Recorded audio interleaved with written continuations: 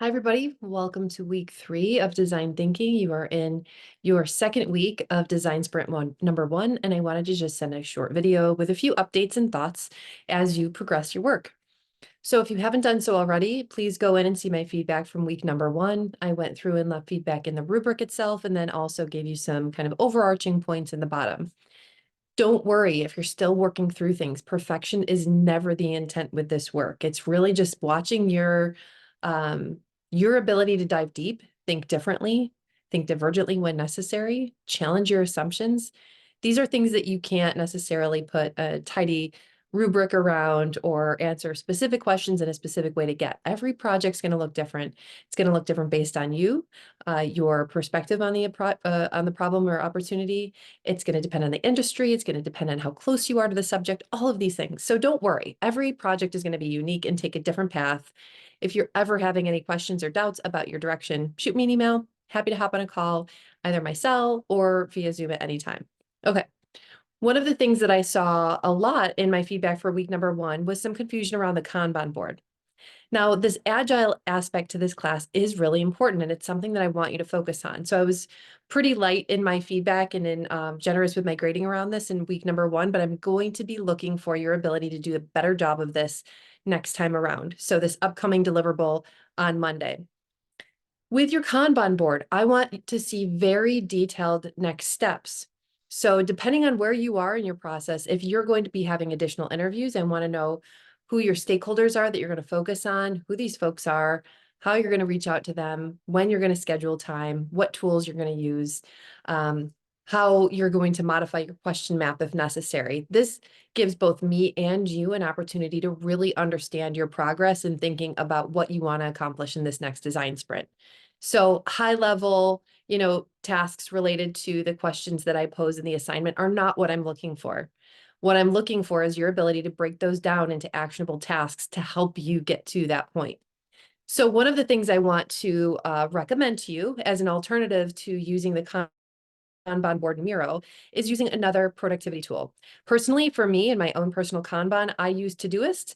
I've found that it's super user friendly. I can have it on my phone. And then anytime I have a thought about, oh, that's something I need to do, I add it to my backlog. And then every single day I identify and move things over from my backlog into what am I going to do today?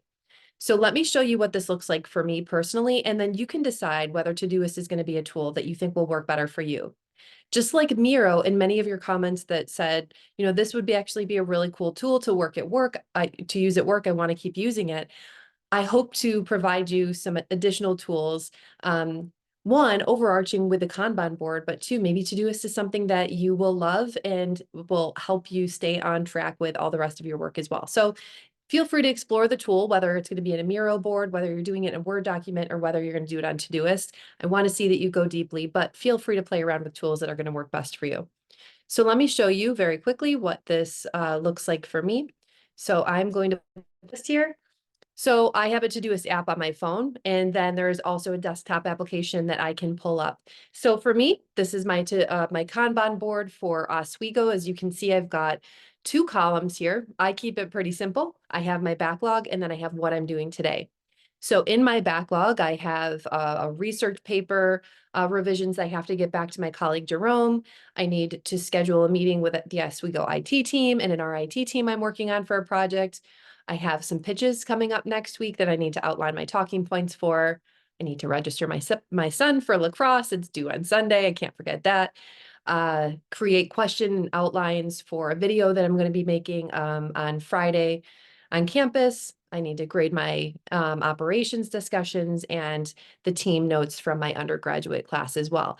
Those are all of the things that I know I have to do and I want to keep track of, but I'm not focusing on those things today. What I am focusing on today are my pitch deck revisions to the slides themselves, sending out this announcement regarding the Kanban board, and I'm also going to be sending an email including the teams and setting up the when to meet for our first group meeting that'll be coming up in 2 weeks.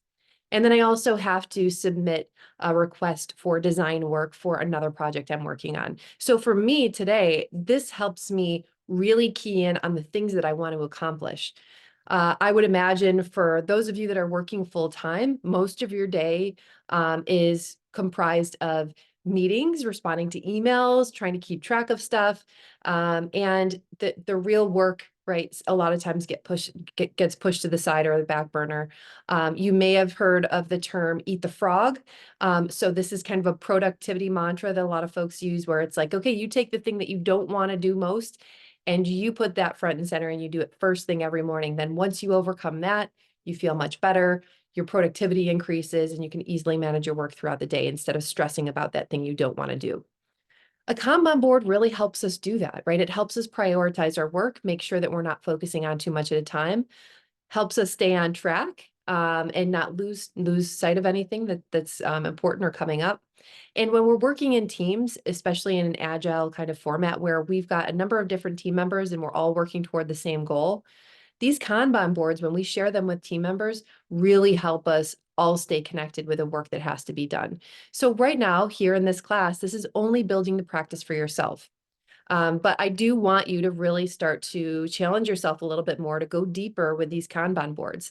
And you can feel free, if you find a tool that works for you, feel free to add all of your to-dos in there. Start blending this course with your work in your life, however you see fit, right? That's going to make the most sense for you. So what I will say, actually, I'll pull up Todoist one more time. If this is a tool that you'd like to check out and use, there are free and paid versions. I have a paid version. It's pretty cheap. It's like $4 or $5 a month. But in the free version, I think that you can do this as well.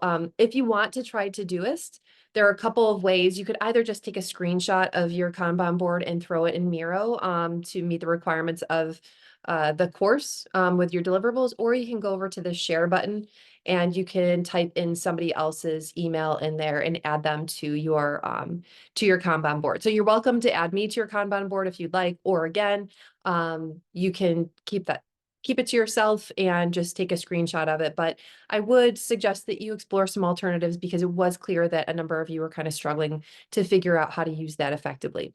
If you have any questions as you move forward, as always, don't hesitate to reach out. And one more thing is we think about where we are right now in the course. I hope that, and based on my conversations with many of you, I think this is true, is that you're really starting to kind of deal with this navigating the divergent and convergent thinking. Now, we talked about this at the very beginning of the course, and it's like, sure, of course, this is going to be a dynamic process, but hopefully now you're really starting to feel that, right? It's like you have these conversations, it opens up and prompts more questions, and your path forward maybe isn't exactly as clear as you thought it was maybe 2 weeks ago. And that's all good. That's exactly the type of learning that we want. So if you're in that space and you're just trying to figure it out and aren't quite sure, you are stepping outside of your comfort zone, and that is a goal for this class. What I will say is, as you're moving forward and having these conversations and you're building empathy here between Design Sprint 1 and 2. So right now we're focused on interviews. The next Design Sprint will be focused on observations. I believe what we'll find is that many of you are probably going to want to expand on those interviews. While observations are still very important, and I want you to find an opportunity to observe, you can also think about opportunities to start interviewing more stakeholders and folks that touch the process that maybe you hadn't had a chance to get to this week. If you have questions about your path forward and what to do next, as always, don't hesitate to reach out. I'm happy to go back and forth via email or pick up the phone. And as you start to think again about these personas, the folks that you're interviewing, do not just replicate all of their details. Act as though you're a director in a movie and you are creating a character that you want the actor to be able to step into and make believable, right? So you want them to understand this character's motivations, their pains, their gains. And then I'd love to see you start to blend in that persona with that empathy map based on your conversation. What did they say? What do they think? What do they actually do? How do they feel? Bringing that to life is, again, going to help you identify where those pain points exist. And those are going to be very specific to the person that you're interviewing. Everybody, even folks that kind of fall in the same personas, are going to have their own unique perspective. But the personas help us craft, really kind of create an understanding of a specific audience subset, right? So start to really think about, as again, you progress through your interviews, which individuals kind of blend together in one persona, which are separate, and how do you really, again, let others kind of understand and step into that world to understand how they're thinking and what they're doing, and then how that pertains to your overall goal in this project before you. So that's a lot. But it's just a quick update for now. And as always, let me know if you have any questions. I look forward to touching base.